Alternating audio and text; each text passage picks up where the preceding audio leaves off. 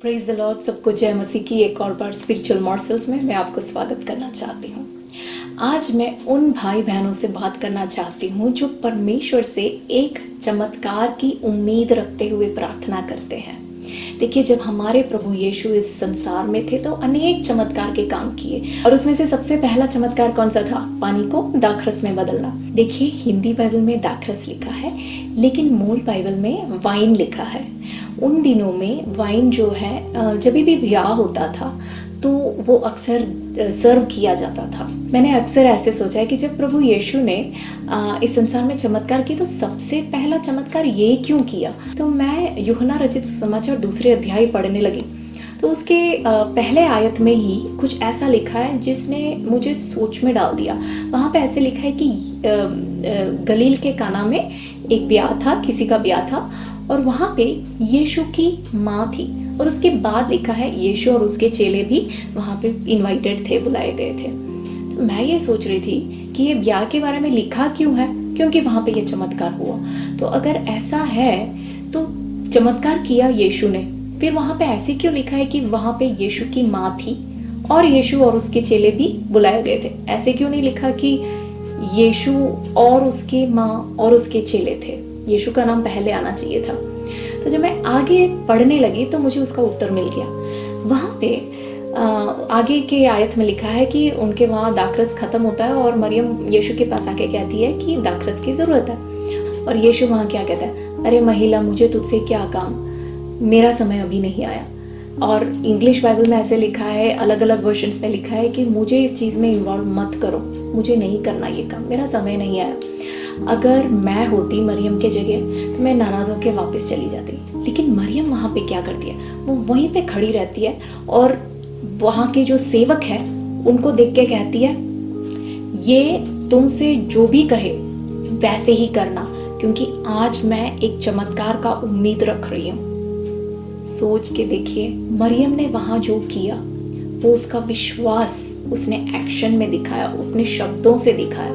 वो उसका कहने का मतलब ये था कि आज मैं इसी वक्त यहाँ पे मैं एक चमत्कार का प्रतीक्षा कर रही हूँ, उम्मीद रख रही हूँ, मुझे पता है ये करेगा, इसलिए वो जो भी कहेगा वैसे ही करना। मैंने एक किताब में ऐसे पढ़ा कि विश्वास जो है वो एक संज्ञा नहीं है, वो एक क्रिया है। हमारे शब्दों से और हमारे जो क्रिया है, हम कुछ भी करते हैं उससे जो है हमारे विश्वास को परमेश्वर नापता है।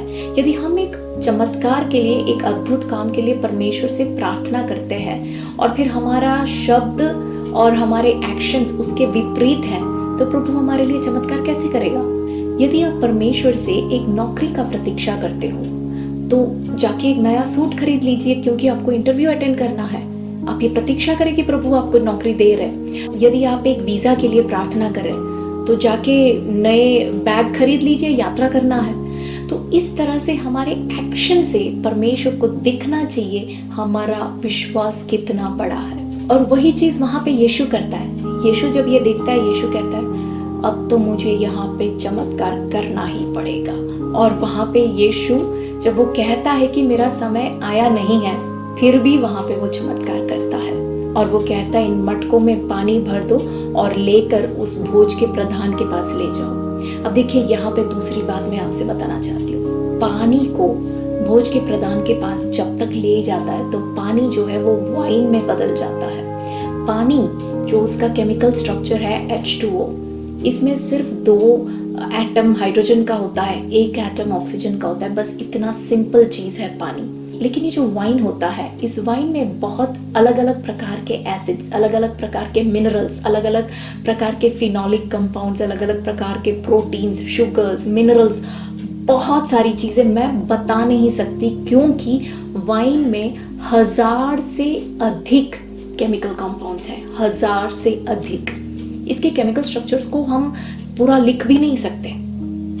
ऐसे एक पदार्थ को आज के दिन इस संसार में सबसे उत्तम वाइन बनाने वाले व्यक्ति को यदि आप पूछोगे कि आप कैसे इसको बनाते हो, तो वो कहेगा सबसे उत्तम अंगूर को मैं लेता हूँ और उसकी जूस बनाता हूँ और फिर उसको मैं फर्मेंट करता हूँ। ये फर्मेंटेशन पीरियड होता है और उस पीरियड के बाद इसको ज़मीन के नीचे सेलर्स के अंदर ओक के बड़े बड़े बर्तनों के अंदर इसको भरकर, इसको मैच्योरेशन पीरियड होता है। ये जो मैच्योरेशन पीरियड होता है वाइन के क्वालिटी के हिसाब से कहीं बार 25 वर्ष, कहीं बार 50 वर्ष तक लग जाता है, और उसके बाद इसको बोतलों में डालकर उसकी एजिंग होती है।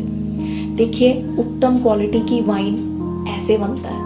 और वो व्यक्ति उस दिन जो भोज का प्रदान था, उस टाइम का सबसे बड़ा वाइन टेस्टर था। वो टेस्ट करके कहता है, इतना उत्तम वाइन मैंने आज तक मेरे जिंदगी में टेस्ट नहीं किया। कितना देर लगा मेरे यीशु को बनाने में। यहाँ से उठाओ, जाके उसको दे दो। सेकंड्स लगे, सेकंड्स। इतने कॉम्प्लेक्स चमत्कार करने में। देखिए, हम क्या करते हैं, जैसे हम परमेश्वर से चमत्कार के लिए प्रार्थना करते हैं, तो उस चमत्कार की जो गंभीरता है या उसकी कॉम्प्लेक्सिटी है, उसके हिसाब से हम परमेश्वर से टाइम भी उसी हिसाब से हम उम्मीद रखते हैं कि प्रभु करेगा। मानो कि यदि आप सिर दर्द के लिए प्रार्थना करते हो, तो प्रार्थना करने के बाद आप उम्मीद करोगे 2 या 3 घंटे में प्रभु मेरे सिर दर्द को हटाएगा, है ना।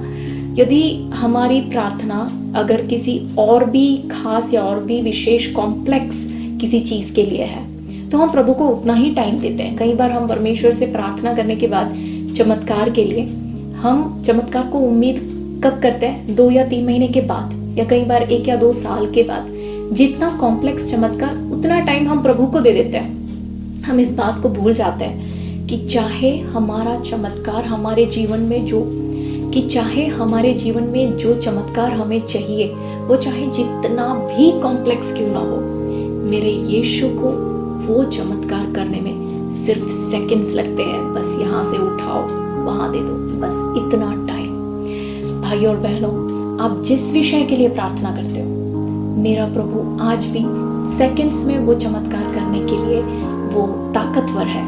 लेकिन ये बात ना भूलिए कि वो आपके विश्वास के आधार पर, हमारे मुंह से जो शब्द निकलते हैं और हम जो काम करते हैं, हमारी क्रिया और हमारे शब्द हमारी प्रार्थना के विषय के साथ मैच होना चाहिए। जब हमारा विश्वास हमारे एक्शंस के साथ प्रभु जब देखेगा, तो प्रभु हमारे लिए वो चमत्कार करेगा।